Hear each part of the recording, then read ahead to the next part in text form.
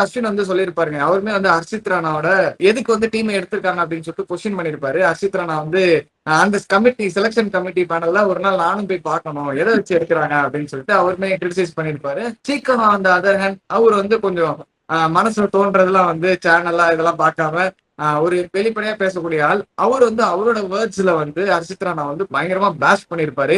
கௌதம் கம்பீரோட செல்ல புள்ளையா இருக்கிறனால ஹர்ஷித் ராணா வந்து டீம்ல எடுக்கிறாங்களா அப்படி இப்படின்னு சொல்லிட்டு கொஞ்சம் சில விஷயங்கள்லாம் சொன்னதுனால அது பயங்கரமா வைரல் ஆயிடுச்சு. அது என்னதான் தமிழ்ல பேசியிருந்தாங்களும் இரஸ்பெக்டிவ் ஆஃப் த லாங்குவேஜ் அந்த வீடியோ வந்து பயங்கரமா வைரல் ஆயிடுச்சு.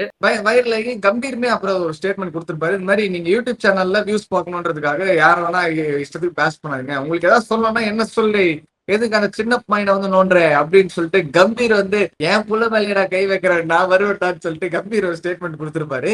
அதுக்கப்புறம் அஸ்வின் வந்து திடீர்னு ஒரு ஜம்ப் அடிச்சிருப்பாரு. இது மாதிரி நான் இப்ப கூட ஹர்ஷித் ராணாவோட எக்ஸிஸ்டன்ஸை வந்து கொஸ்டின் பண்ணுவேன் டீம்ல. பட் ஆனா வந்து ஒரு பிளேயரை வந்து பர்சனல் அட்டாக் பண்றது ரொம்ப தப்புங்க.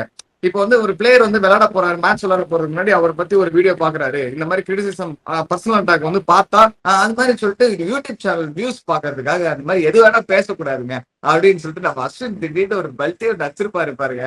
ஆக்சுவலி மேட்ரு என்னன்னா அவருதான் முன்னாடி பேசியிருப்பாரு. ஃபர்ஸ்ட் ஆரம்பிச்சதே அவர் தான் ஹர்ஷித் ராணா டாபிக்லாம். அவரே வந்து திடீர்னு இந்த பல்ட்டி அடிச்சப்போ சீகா சேனல் வந்து ஸ்ரீகாந்த் வந்து அங்க இருந்து பேசியிருப்பாரு. வாட் ப்ரோ வாட் உங்களுக்கு எங்களுக்கு அகேன்ஸ்டா என்ன இருக்கு அப்படின்னு சொல்லிட்டு ஸ்ரீகாந்த் கேட்டிருப்பாரு. இது மாதிரி நாங்க பேசுறது தப்புனா நீங்க 2 வருஷத்துக்கு முன்னாடி ஆர்சிபி பவுலர்ஸ் ஃபுல்லா பேஷ் பண்ணது எந்த கணக்குல ப்ரோ வரும்? ஒரு ஹிப்போக்ரசி மாதிரி இருக்கு. அங்க ஒரு ஸ்டாண்ட் இங்க ஒரு ஸ்டாண்டா அப்படின்ற மாதிரி டபுள் ஸ்டாண்டர்ட்ஸ்ன்ற மாதிரி அவர் சொல்லியிருப்பாரு ஆக்சுவலி.